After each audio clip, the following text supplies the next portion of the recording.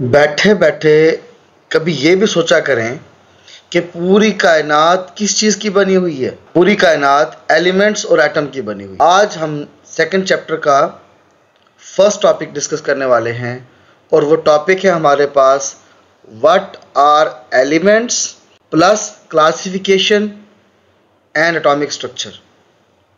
अस्सलाम वालेकुम, मैं हूं डॉक्टर मकबूल अहमद और आज हम एलिमेंट्स के बारे में बड़ी डिटेल से देखने वाले हैं। सबसे पहले एलिमेंट की डेफिनेशन है कि एलिमेंट होते क्या चीज़ है।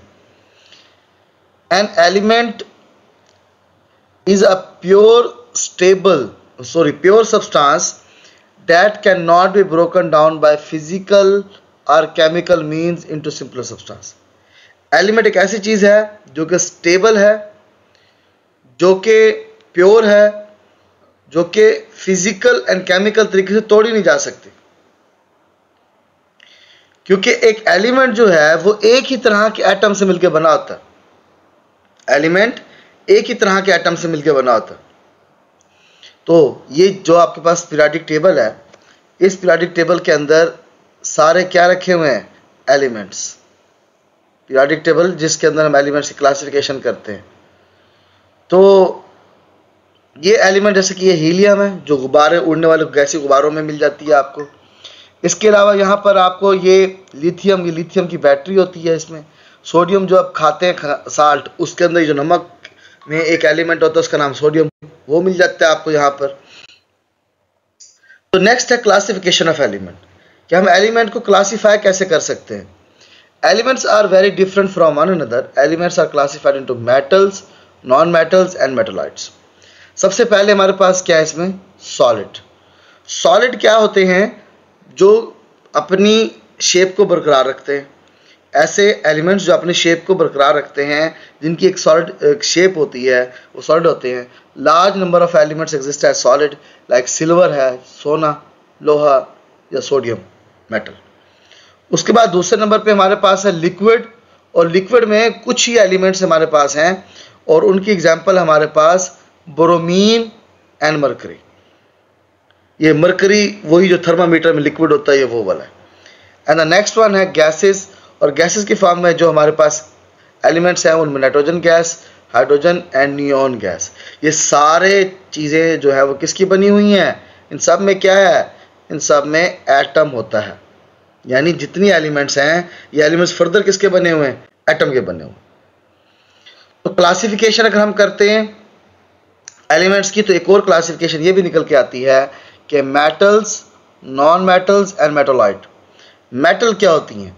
ऐसी चीज़ जो लस्ट्रस, चमकदार हो, कंडक्ट इलेक्ट्रिसिटी, बिजली को कंडक्ट कर सकती हो, बिजली उसमें से गुजर सकती हो, जैसा कि आयरन है, जिंक है, कॉपर है। आयरन एक हैवी एलिमेंट है, एल्यूमिनियम एंड जिंक ये हल्की मेटल्स हैं। यानी आप ये देखिए जो जहाज़ हैं वो एल्यूमिनियम के बनाए जाते हैं, तो वो हल्के होते हैं, और जो गाड़ियाँ ये मोस्टली जो है वो आयरन की बनाई जाती हैं, तो आयरन थोड़ा सा भारी कंपाउंड होता है। नॉन मेटल्स, तो नॉन मेटल्स की जो करेक्टरिस्टिक्स है वो क्या है? ये डल होती हैं। डल मतलब चमकदार नहीं होती, इतनी ज़्यादा शाइनी नहीं होती, पुअर कंडक्टर, बिजली इनमें से कम गुजर सकती है, लाइक सल्फर, कार्बन तो देखो एक ब्लैक वाला, हाइड्रोजन गैस वगैरह। और उसके बाद जो मेटलॉइड्स होती हैं, इनके पास इंटरमीडिएट प्रॉपर्टीज होती है between metal and non metal.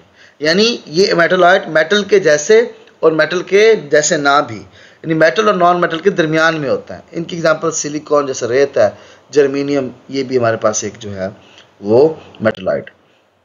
Next है एटम का स्ट्रक्चर कैसा होगा। ये भी एक अलग से लॉन्ग क्वेश्चन आ सकता है। तो एटम जो है ये स्मॉलेस्ट पार्टिकल है। क्या डेफिनेशन है? The smallest part of substance that can not be broken down chemically, जिसको मजीद तोड़ा ना जा सके। हालांकि अब इसके बारे में कुछ है कि इसके अंदर फर्दर चीज़ें होती हैं। तो एटम, बहरहाल डेफिनेशन इसकी इसीलिए रखी गई थी एटम की, ये छोटा से छोटा हिस्सा है जिसे हम तकसीम नहीं कर सकते। ये देखेंगे एक जनरलाइज एटम का स्ट्रक्चर है। अब इसके अंदर क्या है? सबसे पहले इसके अंदर है न्यूक्लियस। ये किधर है? न्यूक्लियस एटम के सेंटर पे। ये सब दरमियान वाला क्या है? इसका न्यूक्लियस। ये सारा इसका न्यूक्लियस है। उसके बाद है न्यूक्लियस में क्या होगा? प्रोटॉन। न्यूक्लियस में क्या होंगे? प्रोटॉन। और प्रोटॉन पे कौन सा चार्ज होगा? पॉजिटिव। उसके बाद है न्यूट्रॉन, ये भी न्यूक्लियस में होते हैं और इस पर कौन सा चार्ज होता है? कोई चार्ज नहीं होता। फिर आ जाता है हमारे पास इलेक्ट्रॉन, ये जो बाहर की तरफ घूम रहे हैं, यहाँ पर जो चीज़ है बाहर की तरफ घूमने वाली, ये इलेक्ट्रॉन है और इनके ऊपर कौन सा चार्ज है, नेगेटिव, और ये न्यूक्लियस के गिर्द घूमते रहते हैं। उसके बाद हमारे पास एटम का स्ट्रक्चर डिस्क्राइब करने के लिए एक साइंटिस्ट थे, इसकी हिस्ट्री है एटम के स्ट्रक्चर की। वो साइंटिस्ट जो है उनका नाम क्या था, डेमोक्रिटस। क्या नाम था, डेमोक्रिटस। ये ग्रीक फिलोसफर थे, यानी बहुत ही कदीम ज़माने के जो साइंटिस्ट थे उनमें से एक थे। इन्होंने कहा जो मैटर है compose of tiny indivisible particle, atom. इन्होंने एटम का नाम दिया, कहते ये तकसीम नहीं हो सकता। The name atom was derived from the Latin word Atmos, और उस वक्त ये जो नाम दिया गया ये लातीनी ज़ुबान के लफ्ज़ था एटोमोस, जिसका मतलब क्या था, इनडिविजिबल। तो एटम का मतलब क्या, इनडिविजिबल, और वो कहते हैं कि इस तरह की कोई चीज़ है ये एटम, और इसका कोई स्ट्रक्चर जो है वो ख़ास नहीं है, यानी इतनी डिटेल से वो नहीं देख सके एटम। उसके बाद नेक्स्ट कंसेप्ट पेश किया गया डाल्टन एटॉमिक थ्योरी।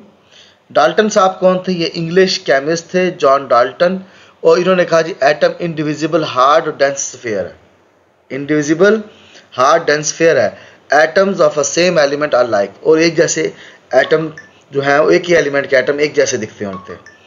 उसके बाद they combine in different way to form compounds, कहते हैं ये मुख्तलिफ तरीके से मिलकर डिफरेंट कंपाउंड बना देते हैं। जैसे कि आप ये देखें कि ऑक्सीजन में एटम और तरीके से मिल रहे हैं और ओजोन में एटम और तरीके से मिल रहे हैं।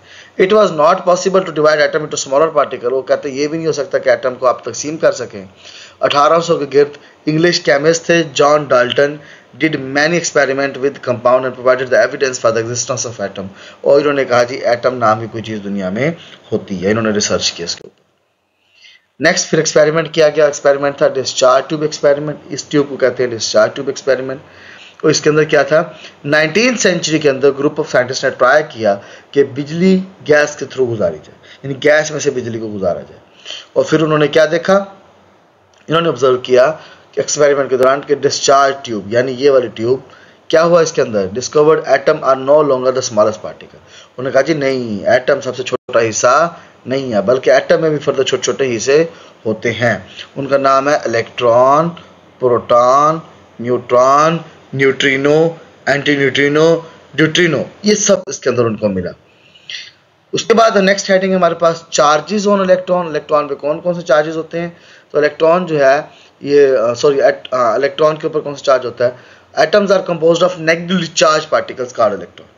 तो एटम के अंदर जो नेगेटिवली चार्ज पार्टिकल्स होते हैं इनको क्या नाम दिया गया, इलेक्ट्रॉन। ये कहाँ से मिले आपको, अगेन वही डिस्चार्ज ट्यूब से मिले।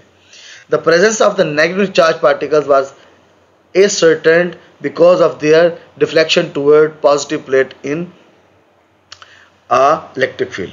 जब हमने इलेक्ट्रिक फील्ड में से गुजारा तो ये जो नेगेटिव वाले इलेक्ट्रॉन थे ये कहाँ चले गए, ये पॉजिटिव की तरफ, तो जिससे हमें पता लगा अच्छा ये एक दूसरे को अट्रैक्ट कर रहे हैं।